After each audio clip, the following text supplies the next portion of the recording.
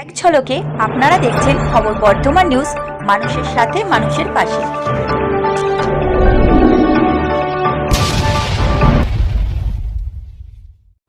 নিয়োগ সংক্রান্ত মামলায় মহামান্য সুপ্রিম কোর্টের অবস্থানের পর রাজ্যের মুখ্যমন্ত্রী বলছেন দীর্ঘদিন পরে তিনি ভালো করে ঘুমোতে পারবেন। এখন প্রশ্ন হলো, এই আইনি দীর্ঘসূত্রিতা কারা তৈরি করলেন? মুখ্যমন্ত্রী প্রথম কালকে চাকরি প্রার্থীদের ক্ষেত্রে যোগ্য শব্দটি ব্যবহার করেছেন। রাজ্যের শিক্ষামন্ত্রী তিনি ব্যতিক্রমী চাকরি প্রাপক শব্দ ব্যবহার করেছেন। এসএসসি তার অবস্থান পরিবর্তন করে সুপ্রিম কোর্টে জানালো যে তারা যোগ্য এবং অযোগ্যকে পৃথক করতে পারে। যদি এই অবস্থানটা অতীতে হাইকোর্টে নেওয়া হতো তাহলে আজকে এই পরিস্থিতি তৈরি হতো না।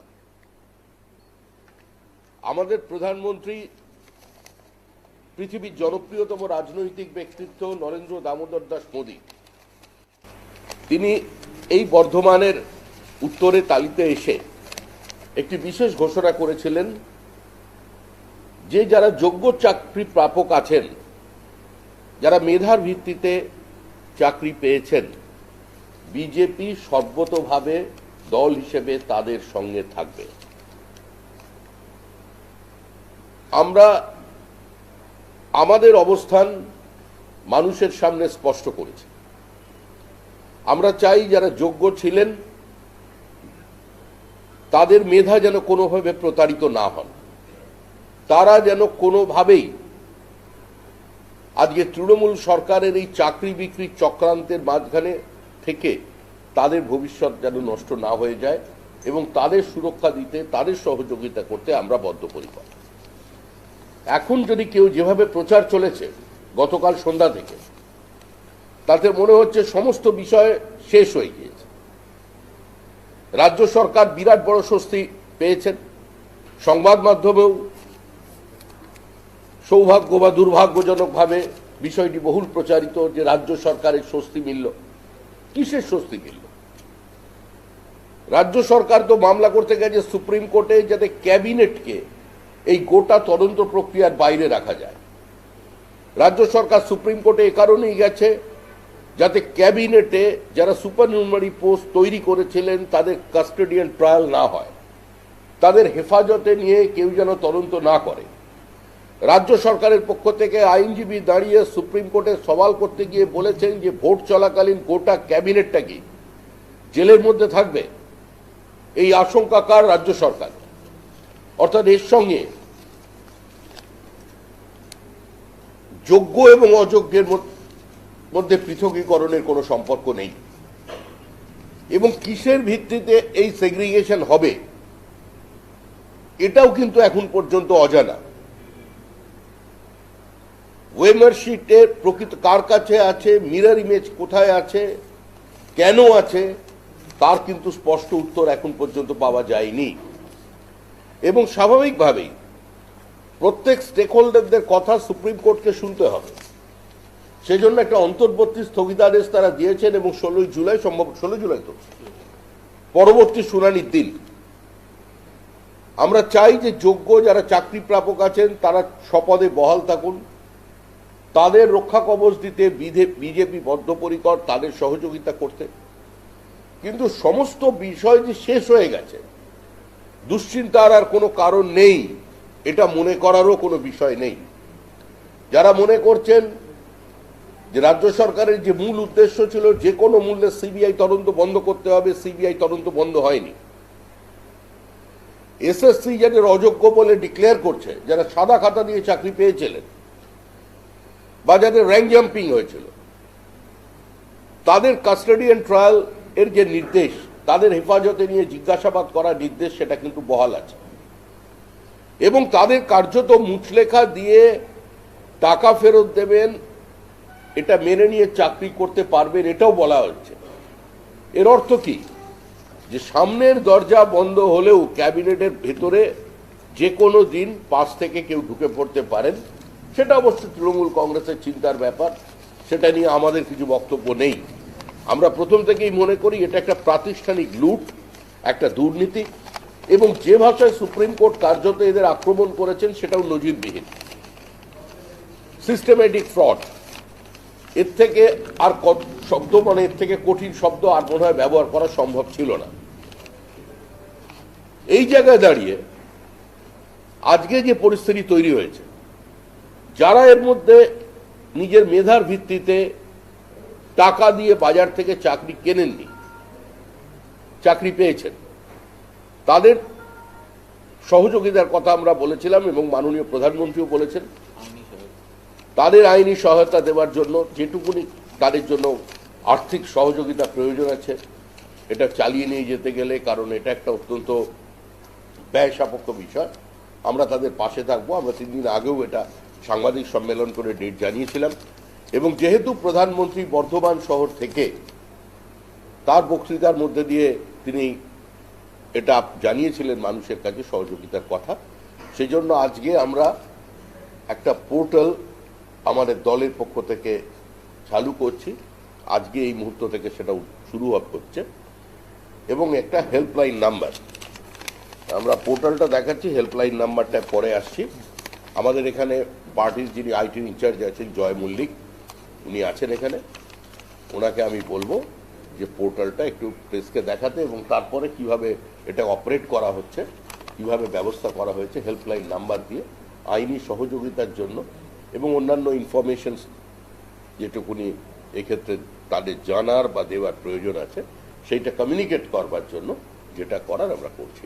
কিন্তু আবার এটা বলছি, এটা কাউকে আতঙ্কিত করবার জন্য, যারা চাকরি পেয়েছেন এরপরই তৃণমূল কংগ্রেস বলতে শুরু করবে, কারণ তৃণমূল কংগ্রেস যারা প্রকৃতভাবে আপনাদের যেভাবে ইউনিভার্সিটির গাছ খেয়ে নিয়েছেন, আপনাদের বর্ধমানের বালি খেয়ে নিচ্ছে, বিভিন্ন জায়গায় পাথর খেয়ে ফেলছে, সেভাবে প্রকৃতভাবে যারা যোগ্য পরীক্ষার্থীদের মেধাটাকে খেয়ে নিয়েছিল, তাদের চাকরি খেয়ে নিয়েছিল, আর আজকে যারা মেধা সম্পন্ন মানুষ চাকরি করছেন তাদের আতঙ্কিত করা বা বিভ্রান্ত করবার কোনো ইচ্ছা আমাদের নেই। তৃণমূল কংগ্রেস তাদের আবেগের সঙ্গে, তাদের বিশ্বাসের সঙ্গে কার্যত প্রতারণা করেছেন। অতএব এখনই সব শেষ হয়ে গেছে এটা মনে করার কোনো কারণ নেই। এখনই ভিক্টরি সাইন কালকে কেউ কেউ দেখিয়েছেন, সেটা দেখারও কোনো প্রয়োজন নেই।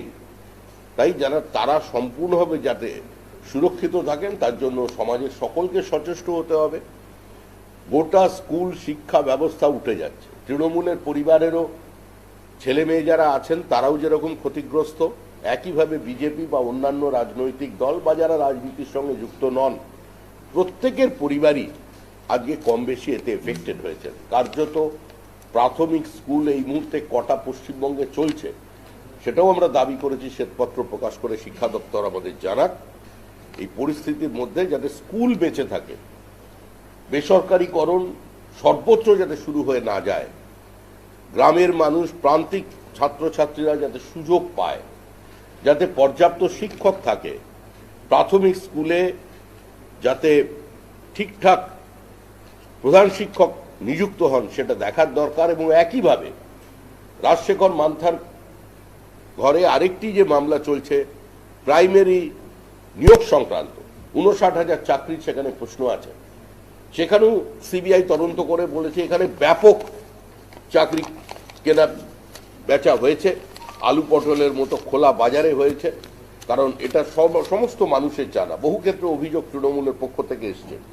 তারা যদি এখন থেকে সেটা সেগ্রিগেটের ব্যবস্থা করেন যোগ্য অযোগ্যের, তাহলে জটিলতা কমবে, আইনি দীর্ঘসূত্রিতা কমবে, স্কুল বন্ধ হওয়া কমবে, স্কুল ছুটের সংখ্যা কমবে, এবং স্কুলের ওপর অভিভাবক এবং ছাত্রছাত্রীদের যে আস্থা হারিয়ে যাচ্ছে অন্তত সেটাকে কিছুটা কমানো যাবে। যে আমরা আনুষ্ঠানিকভাবে এটা এখন আপনাদের সামনে প্রকাশ করছি। গত 3 তারিখে মাননীয় প্রধানমন্ত্রী এসে এই বর্ধমানে বলে গিয়েছিলেন যে যারা যোগ্য চাকরি প্রার্থী তাদের জন্য একটি লিগ্যাল সেল এবং একটি অনলাইন প্ল্যাটফর্ম বানানো হবে। এবং তারপরেই মাননীয় রাজ্য সভাপতি ডক্টর সুকান্ত মজুমদার মহাশয় আমাকে ফোন করেন এই বিষয় নিয়ে, এই পোর্টালটা যত তাড়াতাড়ি সম্ভব তৈরি করার জন্য, এবং তার জন্য একটা লিগ্যাল সেলও টিমও তৈরি করা হয়েছে আলাদাভাবে। সেই বিষয়ে মাননীয় শ্রমিকদা অলরেডি বলেছেন। আজকে এরকম একটা সুন্দর দিনে এই পোর্টালটা আমরা লঞ্চ করছি। এইটা বিশেষ করে যারা যোগ্য চাকরি প্রার্থী, যারা মনে করছেন যে তারা কোনো দুর্নীতির সঙ্গে যুক্ত নয়, তাদের আইনি সহায়তা দরকার, তারা এই পোর্টালে রেজিস্ট্রেশন করে তাদের তথ্য জমা দিলে আমাদের লিগ্যাল টিমের কাছে যাবে। তারপর লিগ্যাল টিম সেইটাকে স্ক্রুটিনি করে তারপর ওটাকে এগিয়ে নিয়ে যাবে, প্রসেস করবে। তো আমি প্রথমেই যে পোর্টালটা, সেই পোর্টালটা আপনাদের সামনে একবার দেখাতে চাই। এটা হচ্ছে বিজেপি লিগাল সাপোর্ট .org। আপনারা স্ক্রিনের বাঁদিকে দেখতে পাবেন। সবাইকে নিতে এটা আমরা এরপরে বিভিন্ন আমাদের সোশ্যাল মিডিয়া প্ল্যাটফর্মেও এটা রিলিজ করব। এই পোর্টালে গিয়ে প্রথমে একটি রেজিস্ট্রেশন করতে হবে। সেই রেজিস্ট্রেশন করার পরে আপনারা লগ ইন করতে পারবেন, যারা ক্যান্ডিডেট তারা লগ ইন করতে পারবেন, তারপরে গিয়ে বাকি তথ্য এখানে জমা করতে পারবেন। এবার আমি একটু স্ক্রিনের দিকে তাকাতে বলবো। আমরা স্ক্রিনে এই পুরোটা ডেমো দিতে চাই। পার্টির যে অফিসিয়াল ওয়েবসাইট, সেই অফিসিয়াল ওয়েবসাইটেও যদি খোলেন, এখানেও প্রথমেই খোলার সঙ্গে সঙ্গে একটি লিঙ্ক আসবে। সেই লিঙ্কটায় এইখানে ক্লিক করলেও এই ওয়েবসাইটটা খুলবে। এরকম একটি লগ ইন পেজ আসবে, যেখানে সাইন আপ করতে গেলে আপনার নাম, ইমেল আইডি, ফোন নম্বর এবং দুবার পাসওয়ার্ড দিতে হবে।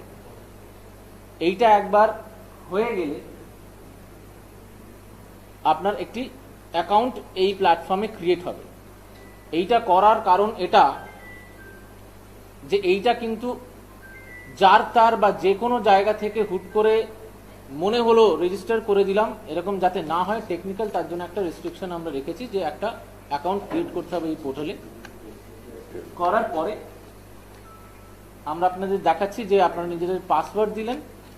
এই পাসওয়ার্ড আপনাদের যারা ক্যান্ডিডেট, যারা অ্যাপ্লাই করবে তাদের কাছেই থাকবে, কোনোভাবে পার্টির কাছে থাকছে না। এটা সিকিউর একটা সিস্টেম।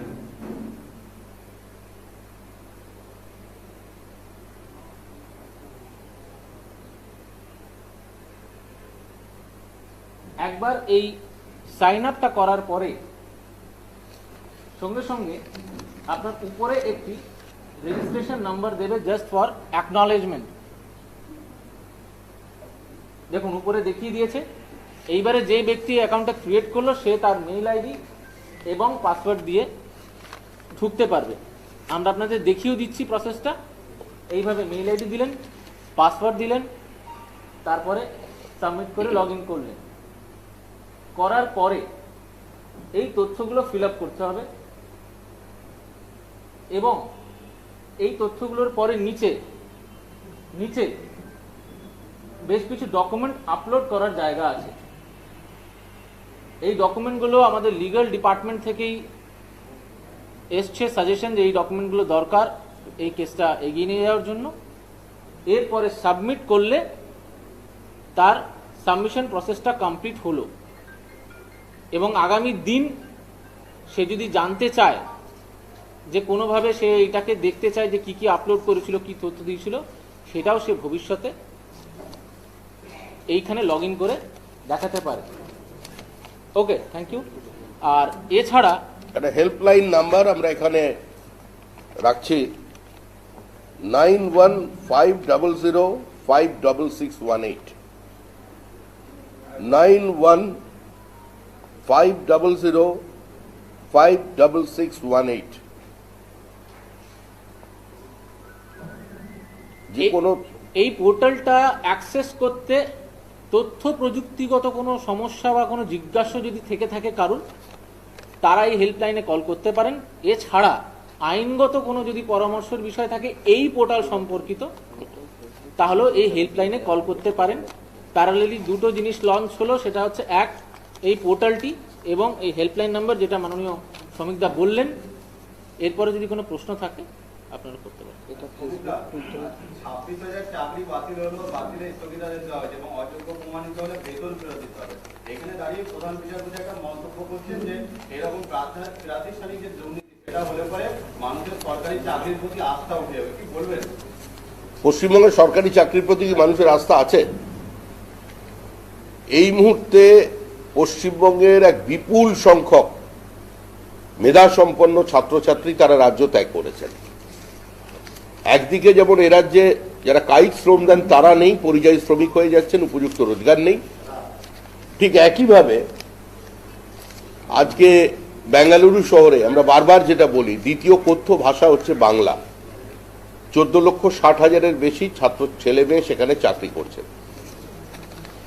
আর সবচেয়ে বড় যেটা বিষয়, যে আমরা এখন পর্যন্ত যে দুর্নীতির কথা বলছি সেই দুর্নীতিটা শুধুমাত্র কেন্দ্রীভূত হয়ে যাচ্ছে অতি চর্চিত বলে, এবং প্রায় প্রত্যেক পরিবার কম বেশি প্রত্যক্ষ বা পরোক্ষভাবে এর সঙ্গে যুক্ত আছেন বলে, সেটা হচ্ছে শিক্ষক নিয়োগ দুর্নীতি। কিন্তু রাজ্য সরকার এমন কোনো ডিপার্টমেন্ট বাকি রাখেন নেই। পশ্চিমবঙ্গ রাজ্য সরকার, বা পশ্চিমবঙ্গ রাজ্য সরকার না বলে তৃণমূল সরকার বলা ভালো, তৃণমূল সরকার এমন কোনো সরকারি দফতর বাকি রাখেনি যেখানে নিয়োগ সংক্রান্ত দুর্নীতি নিয়ে কোনো অভিযোগ নেই। সে খোদ মুখ্যমন্ত্রীর দফতরের গ্রুপ ডি স্টাফ হোক, বন দপ্তর হোক, পরিবেশ দপ্তর হোক, পুলিশ হোক, নার্স হোক, চিকিৎসক, কোনো দপ্তর নেই। খাদ্য, সর্বত্র এক চিত্র।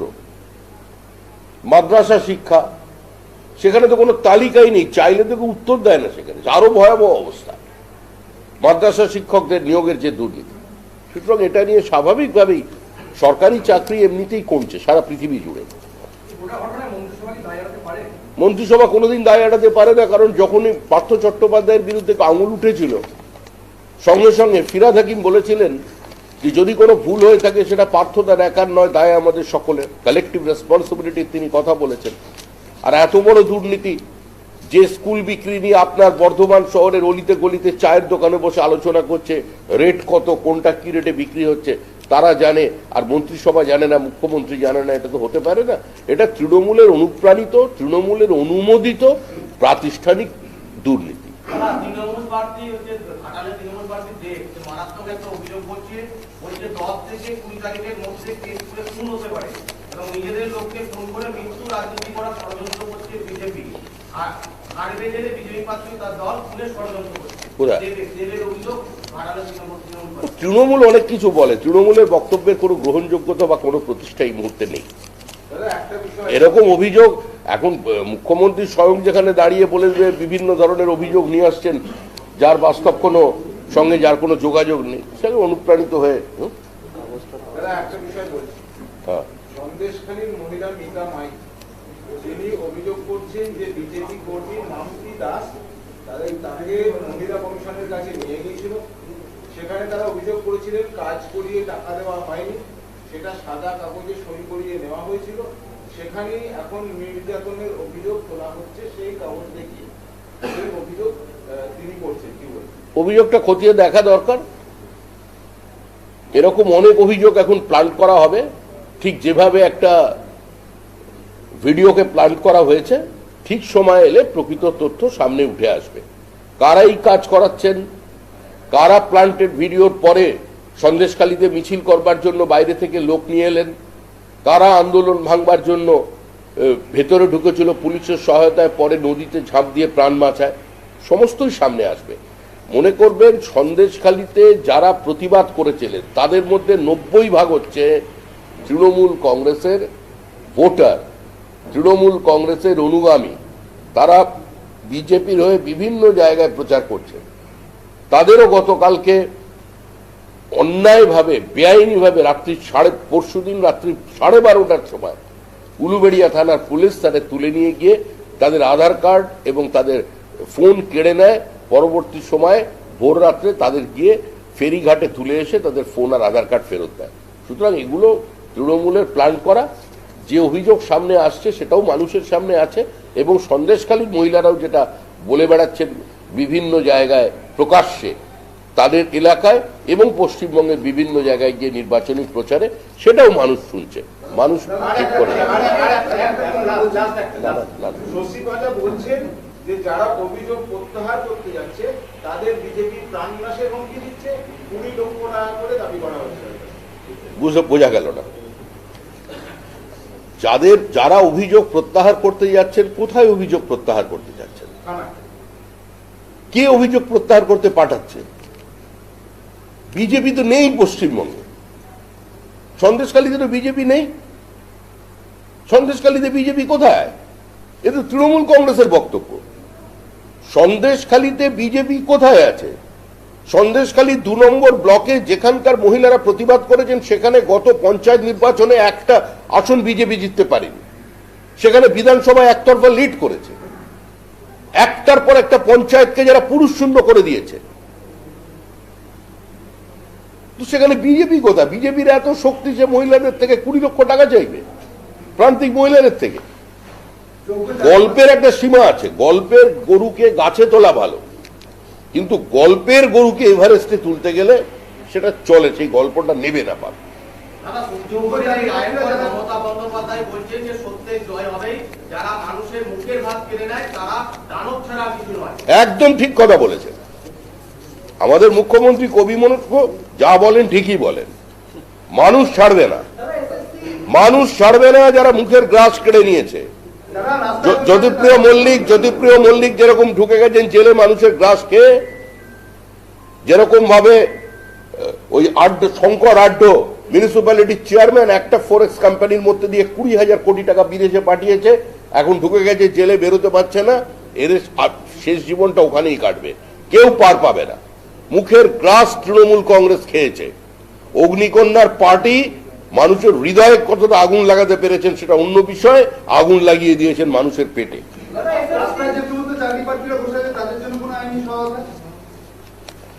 আমরা তো বলছি যারা যাদের মেধা প্রতারিত হয়েছে বিজেপি তাদের সঙ্গে। আমরা সব দেখুন, যাদের মেধা প্রতারিত যাদের হয়েছে, যাদের জীবন থেকে 8 বছর 10 বছর চুরি হয়ে গেছে, যে প্রজন্মটাকে যারা ধ্বংস করে দিয়েছে, তাদের সঙ্গে সর্বপ্রকার সহযোগিতায় আছে। এবং আমাদের যে হেল্পলাইন নাম্বার এটা খোলা হয়েছে, এটার বিশেষ ক্ষেত্রে মানে এই রায় কেন্দ্রিক যেটা হয়েছে, এর বাইরেও দলীয় স্তরে আমরা এদের সঙ্গে আছি। এদের প্রতি আন্দোলনের সঙ্গে আমরা আমাদের সলিডারিটি এক্সপ্রেস করেছি। এর মধ্যে আমরা আমাদের সাহায্য মতো করব। তবে দল হিসেবে আমরা বিশ্বাস করি যে তৃণমূল কংগ্রেস সরকারের পক্ষে মেধার উপরে ভিত্তি করে স্বচ্ছতার মধ্যে দিয়ে কোনো নিয়োগ সম্ভব নয়। নতুন সরকার এসে এই সমস্যাগুলোকে অ্যাড্রেস করবে এবং যতটা সম্ভব সমাধান করার চেষ্টা করবে।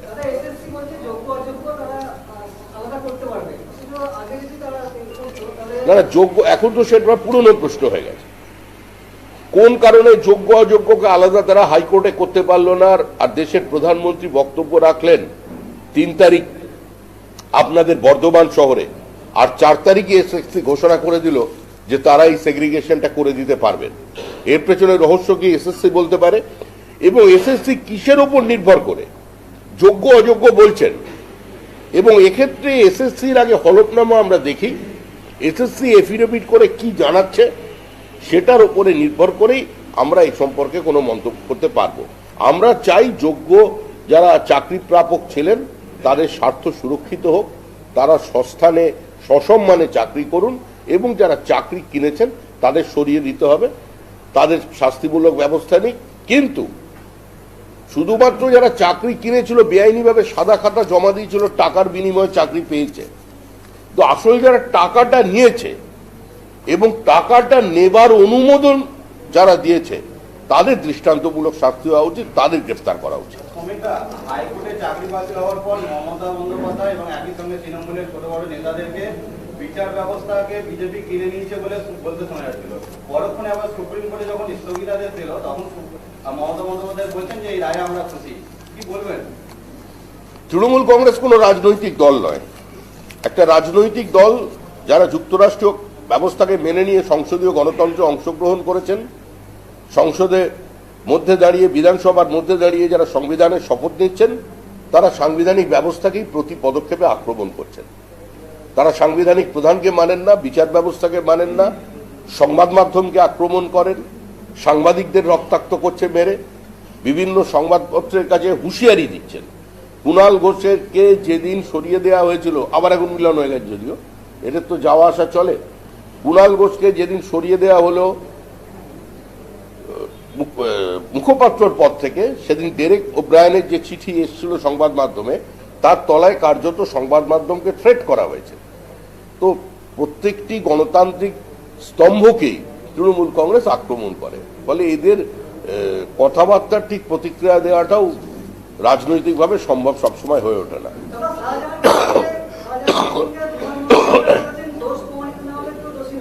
কে বলেছেন?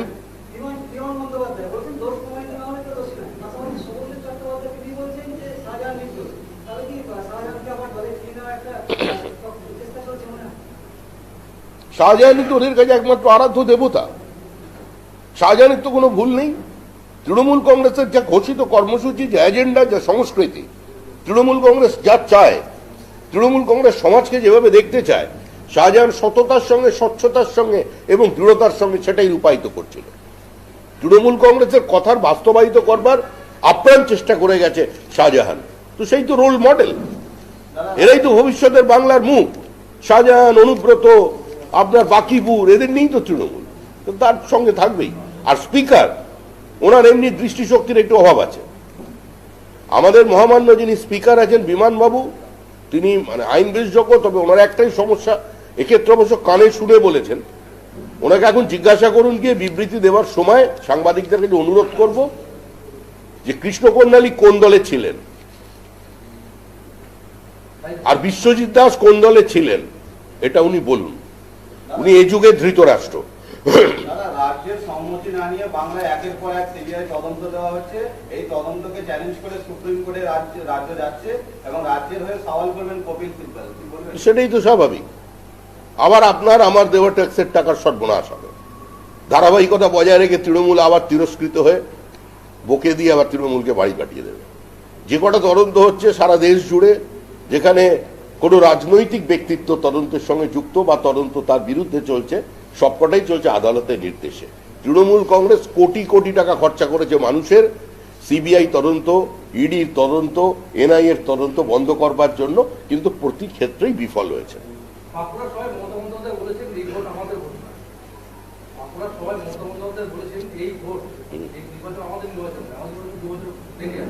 ঠিকই বলেছেন। তাহলে কেন এত পরিশ্রম করছেন? এই প্রচন্ড গরমে 40 ডিগ্রির ওপরে টেম্পারেচার, আমরা তো বলেছিলাম যে অসম যুদ্ধ, সারা দেশেই কোনো জায়গায় ভোট নেই, তো কোনো প্রতিযোগিতা নেই। মানুষ জানে 2024 সালের 15ই আগস্ট আবার লালকেল্লা থেকে নরেন্দ্র মোদী ভাষণ দেবেন, কালের দেওয়াল লিখন। তো উনি সব পড়তে পারছেন, এটা পড়া উচিত ছিল। এখন তো দেখে অনেকে গান হচ্ছে যে মেরা ই আঙ্গনা মে তুমারা ক্যা কাম হ্যায়। এখানে তো কার্যত কারোর কিছু করার নেই। একটা অসম যুদ্ধ। 542টা নেতৃত্ব দিচ্ছেন নরেন্দ্র মোদী, আর মমতা বন্দ্যোপাধ্যায় 45। সর্বভারতীয় দল হিসেবে 3টে বাকি করেছে, 3টে বাড়িয়েছেন। মুর্শিদাবাদের রানীতলায় গুলি চলেছে, 3 জন শিক্ষিত, 5 জন জখম হয়েছেন। গত 14 মাসে 9 জন শিশু কিশোর প্রাণ হারিয়েছে। বল ভেবে বোমা নিয়ে খেলতে গিয়ে, স্কুলের শৌচাগারে গিয়ে বোমা বিস্ফোরণে, দুদলের মারামারি, মাঝখানে পড়ে কিশোরের মৃত্যু। এবার মামা বাড়িতে গিয়ে কয়েকদিন আগেই একজন কৃষকের প্রাণ গেছে, 2-3 জন গুরুতর জখম অবস্থায় হসপিটালে ভর্তি। আবার রানীনগরে গুলি চলল, তাতে কিশোর এবং শিশু সম্ভবত 4 জন আহত হয়েছে। তাহলে এর অর্থ কি? আমরা বারুদের স্তূপের উপরে বসে আছি। একটা নিয়ন্ত্রণহীন সমাজ তৈরি করে দিয়েছে তৃণমূল কংগ্রেস। যারা সমাজ বিরোধী দুষ্কৃতী, তারা মনে করছে এই সরকারটা তাদের সরকার, কারণ এই সরকারটা বোমার নির্ভর সরকার। এই সরকারের ভিত্তি হচ্ছে বোমা, এই সরকারের ভবিষ্যৎ হচ্ছে মৃত্যু, ধ্বংস। তো তার জন্য এই ঘটনা ঘটবে, যতক্ষণ তৃণমূল থাকবে এগুলো চলবে।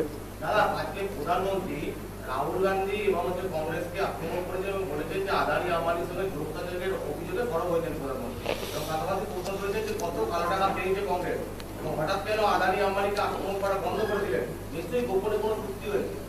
প্রধানমন্ত্রী যেখানে বলেছেন সেখানে আমি আর কি বলতে পারি? দুর্নীতি এবং কংগ্রেস সমার্থক শব্দ। ভারতীয় রাজনীতিতে সমান্তরাল অর্থনৈতিক ব্যবস্থা, রাজনীতিতে কালো টাকার প্রবেশ এবং কার্যত ভারতবর্ষের অর্থনীতির ইতিহাসকে 10 থেকে 11টা শিল্পপতি পরিবারের বেড়ে ওঠার ইতিহাস, সর্বোপরি ক্ষমতাকে কেন্দ্রীকরণ করা, লাইসেন্স কোটা পারমিট রাজের প্রতিষ্ঠাতা হচ্ছে কংগ্রেস। তো সে সম্পর্কে প্রধানমন্ত্রী যা বলার বলে দিয়েছেন, আর নতুন করে বলার কি আছে।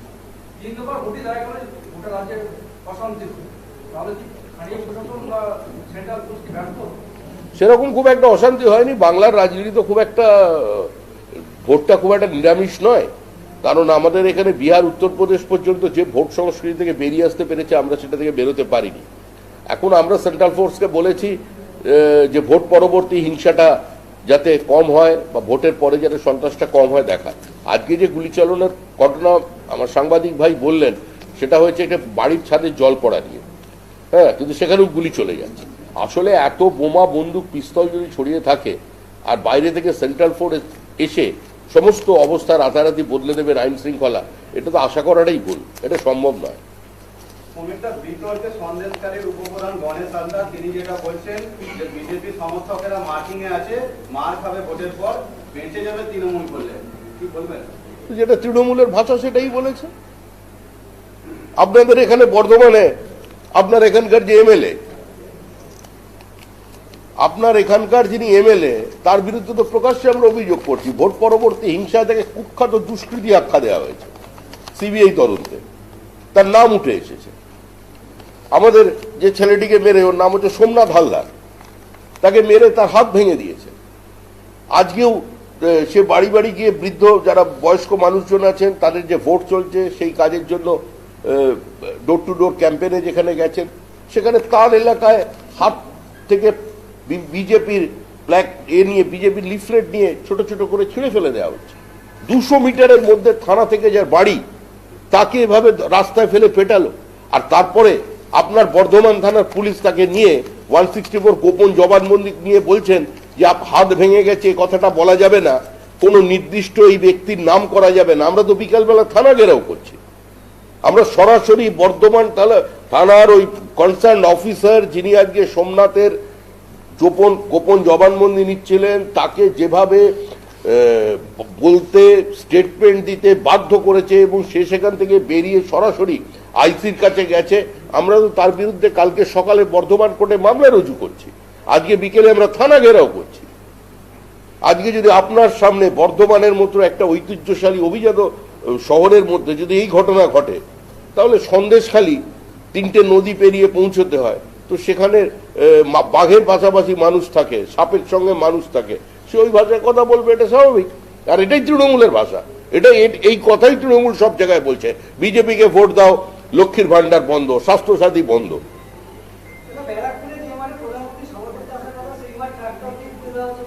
হ্যাঁ,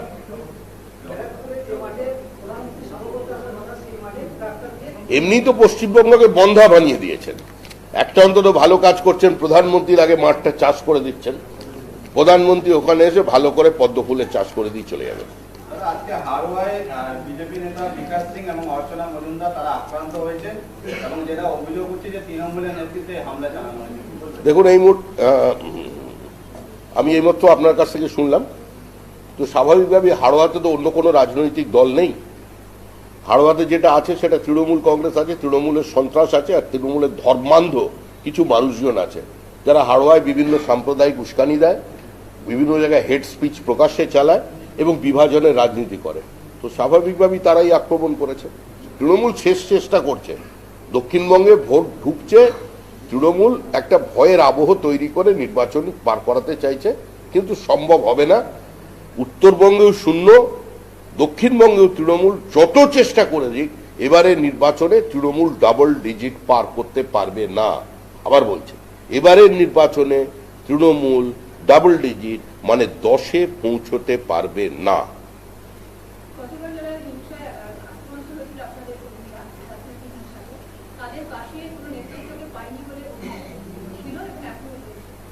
দেখুন, দু একটি বিচ্যুতি থাকতে পারে।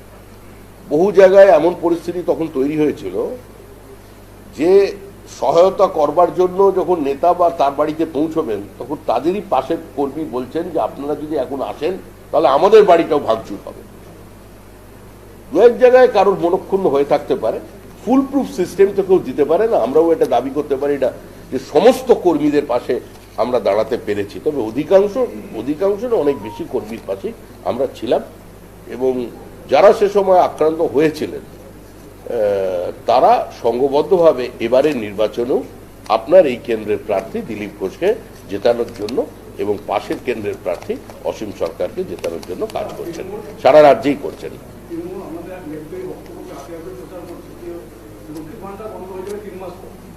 পুরনো গল্প, 3 মাস পর লক্ষ্মীর ভান্ডার বন্ধ হয়ে যাবে কথা উনি বলেননি। আপনি কোন ভিডিও ক্যাসেটে আপনি আমাকে নিয়ে এসে দেখান ও বক্তৃতাটা যেটা করেছে। কুচবিহারের একটা সভায় আমাদের ওখানের দলের একজন নেত্রী তিনি বক্তৃতা করে বলেছেন আমরা এই অনুদান নির্ভর রাজনীতি করি না। তো নতুন কি বলেছে? আমরা তো প্রথম থেকে বলছি যে তৃণমূল কংগ্রেস মনে করছে 1000 টাকা বা 1200 টাকা দিয়ে একটা মহিলার সত্তাকে, তার ভোটাধিকারকে, তার নিজস্ব রাজনৈতিক মতামতকে কিনে ফেলবে। আমরা মনে করি এমন আর্থসামাজিক অবস্থা তৈরি হোক যাতে মহিলারা স্বনির্ভর হন, তারা নিজেরা উপার্জন করতে পারেন, কিন্তু এই মুহূর্তে পশ্চিমবঙ্গে সেই পরিস্থিতি নেই।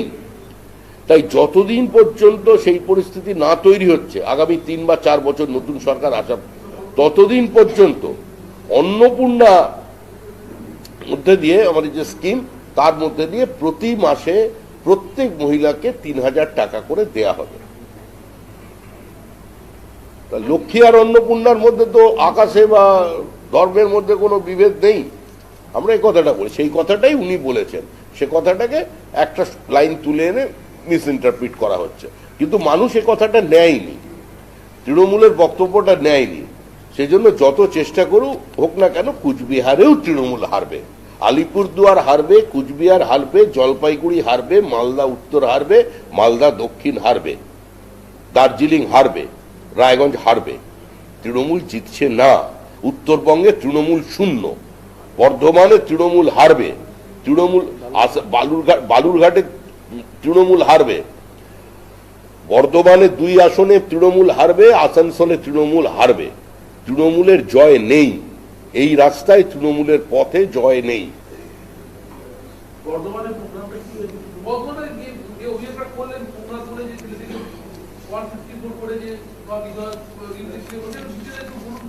বললাম সভাপতি আছেন, সভাপতি বলছেন। গত 4 তারিখে রাত্রে 30-40 জন তৃণমূল দুষ্কৃতী যারা সোমনাথের বাড়িতে আক্রমণ করে এবং বাড়ির মধ্যে ঢুকে তাকে মারধর করে, তার হাত পা ভেঙে দেওয়ার ব্যবস্থা করে। তার হাতটা ভেঙে গেছে, পায়ে চিরফাট হয়েছে। এই অবস্থায় তাকে পুলিশ সকালে অভিযোগ সে থানায় করে। পুলিশ হালকা কেস দিয়ে দুষ্কৃতীদের বাঁচানোর চেষ্টা করেছে এবং এই দুষ্কৃতীরা 2021 সালে এই সোমনাথের বাড়ি ভাঙচুর করে তার বাড়ির দরজা ভেঙে দিয়েছিল। তার মা, তার বোন, তার দিদি, তারা যারা বাড়িতে ছিল, মহিলাদের উপরেও আক্রমণ হয়েছিল। এখন এই ছেলেটি অভিযোগ করার পর অভিযোগের হিসাবে আজকে পুলিশ তদন্ত করে এবং তদন্তের মধ্যে পুলিশ তার একটা জবানবন্দি নিতে যায়। সেখানে তাকে জোর করে বলা হয় যে পার্টিকুলার একজনের নাম দিয়ে এই নামটাই বলতে হবে, আর কোনো নাম বলা যাবে না। এবং দ্বিতীয়ত বলা হয় তোমার হাত ভেঙেছে এটা বলা যাবে না। তার হাত ভেঙেছে, তার ট্রিটমেন্ট চলছে, হাতে ব্যান্ডেজ করা আছে, তারপরেও পুলিশ বলছে এটা করা যাবে না। তখন সে সেখান থেকে রাগান্বিত হয়ে বেরিয়ে আসে। আমাদের নেতারা ওখানে ছিলেন, তাদের নিয়ে আইসির সঙ্গে দেখা করেন। কিন্তু এইভাবে চলতে পারে না। আমাদের গণতান্ত্রিক দেশ, গণতান্ত্রিক অধিকারে সমস্ত দলের প্রচার করার অধিকার আছে। যেখানে 23 নম্বর 24 নম্বর ওয়ার্ডে এবং আরও কয়েকটি বিশেষ বিশেষ জায়গায় বর্ধমান শহরে দেখা যাচ্ছে যে বাড়ি বাড়ি প্রচারের ক্ষেত্রে যখন মহিলারা প্রচার করছে, বাড়িতে বাড়িতে গিয়ে লিফলেট বিলি করছে, কথা বলছে, পিছন পিছন তৃণমূল আশ্রিত দুষ্কৃতীরা এসে সেই বাড়িতে হুমকি দিচ্ছে যে কেন আপনারা বিজেপির লিফলেট নিয়েছেন, এক্ষুনি ছিঁড়তে হবে, এক্ষুনি পোড়াতে হবে। এই ধরনের জমিদারি চলতে পারে না। এই জমিদারি বন্ধ হওয়ার দরকার। পার্টিতে গণতান্ত্রিকভাবে কোনো দলে কেউ জিততে পারে, কিন্তু তার মানে সে জমিদারি করবে, এটা হতে পারে না। এর জন্য আজকে বর্ধমান থানা ভারতীয় জনতা পার্টির পক্ষ থেকে ঘেরাও করা হবে। পুলিশ ব্যর্থ হচ্ছে বারবার, এবং সমস্ত জায়গায়। শক্তিগড়েও একই জিনিস হয়েছে, একজনকে মেরে তার হাত ভেঙে দেওয়ার প্রচেষ্টা হয়েছে। তার অপরাধ কি? সে প্রচার করছিল বাড়ি বাড়ি। শক্তিগড়ে এই জিনিস হয়েছে, মন্তেশ্বরে এই জিনিস হচ্ছে। আমাদের বলতে কারা, কোনো রাজনৈতিক দলে তৃণমূল আশ্রিত দুষ্কৃতী, একদম তৃণমূলের লোক। কি দলে মারধর করলো সোমনাথকে? সোমনাথকে মারধর করলো যে সোমনাথ বিজেপির হয়ে প্রচার করেছে, পোস্টার মেরেছে সেদিন রাত্রে। কোথায় বাড়ি সোমনাথের? সোমনাথের বাড়ি হচ্ছে বর্ধমান সদর থানার কাছে সারখানাগুলি। সোমনাথ হালদার। অভিযোগ আছে। দেখুন, এই মুহূর্তে বর্ধমানের যে পরিস্থিতি আছে, যেটা rice bowl of India Bardhaman, সেখানে রাইস মিলের করুণ অবস্থা। এখানে কার্যত শিল্পাঞ্চল, শিল্পের অবস্থা কি নতুন করে বলবার প্রয়োজন নেই। মুখ্যমন্ত্রীর পাশে দাঁড়িয়ে শিল্পপতিরা বলেন এত ভালো পরিবেশ তৈরি হয়েছে, নতুন করে বিভিন্ন শিল্পাঞ্চলে আবার প্রাণের স্পন্দন পাওয়া যাচ্ছে। কিন্তু দেখা যাচ্ছে এখানেই যারা শিল্পপতি ছিলেন, যারা অতীতে বড় ফ্যাক্টরি এখানে চালিয়েছিলেন, কার্যত তারা পুঁজি আজকে এই জেলা থেকে তুলে নিয়ে গিয়ে ভিন রাজ্যে চলে যাচ্ছে। রাজ্যে আপনার বর্ধমানের ঐতিহ্যশালী বর্ধমান বিশ্ববিদ্যালয়ের ভিতরে বাড়ি হলো, তার কোনো হিসাব নেই। 10 বছর অডিট নেই। পুরনো গাছ, দামি গাছ কেটে ফেলা হলো, তার কোনো হিসাব নেই। প্রায় 100 কোটি টাকার ওপর তছরূপ। বিভিন্ন লোকের নাম উঠে এলো, ব্যাংকের এফডি ভাঙিয়ে দিয়ে যাদবপুরের কোনো অ্যাকাউন্টে টাকা পাঠিয়ে দেওয়া। মানে তৃণমূল যে একটা সর্বভুক এবং সর্বগ্রাসী রাজনৈতিক দল, আজকে এদের দুর্নীতির বিরুদ্ধে মানুষ সোচ্চার হয়েছে, এবং এটাকে চাপা দেওয়ার জন্য শেষ মুহূর্তে তৃণমূল বিভিন্ন ধরনের প্লট নিয়ে আসছে সামনে, নতুন কিছু জিনিস প্ল্যান্ট করছে। এগুলো চলবে। বাংলার রাজনীতিতে এ ধরনের চাপানুতর চলে, যদিও অত্যন্ত দুর্ভাগ্যজনক বিষয় যে সারা ভারতবর্ষে ভোট হচ্ছে, এই ভোট পরবর্তী হিংসাও কেউ শোনেনি। আর নির্বাচন শুরুই হলো না, তার আগেই একজনের হাত ভেঙে দেওয়া হলো, কারোর বাড়ি ভেঙে দেওয়া হচ্ছে, দক্ষিণ 24 পরগনা আমাদের এখানে মেদিনীপুরে খুন করে দেওয়া হচ্ছে। এই যে পরিস্থিতি, আমার মনে হয় বর্তমান প্রজন্মের স্বার্থে যে কোনো রাজনৈতিক দল করতে পারে। কেউ আমাকে সমর্থন করতে পারেন, আমাদের সমালোচনা করতে পারেন, আমাদের ঘৃণাও করতে পারেন, সেটা সম্পূর্ণ তার নিজস্ব রাজনৈতিক মতামত। কিন্তু সমস্ত কিছুর বাইরে বেরিয়ে এসে আমাদের মনে হয় আপনাদের, আমাদের সকলের ভবিষ্যৎ প্রজন্মের স্বার্থে অন্তত এই সংস্কৃতি থেকে বাংলাকে বেরিয়ে আসতে হবে। এটাই বিজেপির আহ্বান, এবং সমস্ত জায়গায় আমরা এই বার্তা নিয়ে যাচ্ছি। ধন্যবাদ।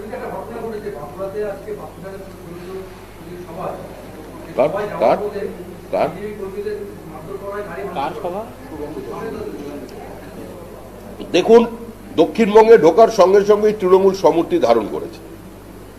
তৃণমূল যদি মনে করে যে মেরে সমস্ত জিনিস বন্ধ করে দেবে, তাহলে বিজেপি আজকে 2024 এই অবস্থায় থাকতো না। কারণ 2021 ভোট পরবর্তী হিংসায় 27 দিনে আমাদের 56 জন কর্মী খুন হয়, আপনার আর বহু মহিলা পর্যন্ত গণধর্ষিতা হয়েছিলেন। কিন্তু সেদিন এত কিছু করার পর, এত মানুষকে ঘরছাড়া করার পরেও বিজেপি আজও ময়দানে আছে, এবং মারধর চলবে। কর্মীরা হজম করছেন, কোনো জায়গায় মানুষ ঢুকে দাঁড়াচ্ছে, পাল্টা মারও হচ্ছে। আপনি কি মনে করেন এই যে উত্তরবঙ্গ ভোট দেখলেন, কালকের ভোট পর্ব দেখলেন, অনেক জায়গায় খুব একটা বেশি মানুষ ভোট দিতে পারেনি বা সেরকম সন্ত্রাসের অভিযোগ নেই? এটা কেন হচ্ছে? কারণ হচ্ছে তৃণমূল করার চেষ্টা করছে, তৃণমূল এতদিন প্রতিরোধের সামনে করে তো হয়নি, হচ্ছে। এখন ওই জায়গাটা হয়তো আমাদের দুর্বল ছিলাম, করেছে, ভবিষ্যতে ওখানে পাল্টা হবে। এটা যদি চলতে থাকে তো এই তো বন্ধ করা যাবে না। এই সংস্কৃতি থেকে আমরা বেরোতে চাই। চেষ্টা চালিয়ে যাচ্ছে তৃণমূল যে কোনোভাবে বিজেপি ভোটারদের আটকাতে। গতকালকেও ভোটেতে বিভিন্ন হিন্দু এলাকায় তৃণমূল চেষ্টা করেছে যাতে ভোটদান এর শতাংশ কম হয়ে যায়, বেরোতে বাধা দিয়েছে। আদিবাসী এলাকায় তাদের ভোট দেওয়া থেকে তাদের বিরত করবার জন্য বন্দুক বার করেছে। চেষ্টা চলছে, তৃণমূলের মতো করে চেষ্টা চলছে, আমরা আমাদের মতো করে চেষ্টা করছি। মানুষ তো শেষ কথা বলবে, মানুষ যেটা নেবে সেটা হবে। তবে বর্ধমানের কোনো আসনে তৃণমূল কংগ্রেস এই নির্বাচনে জিতছে না।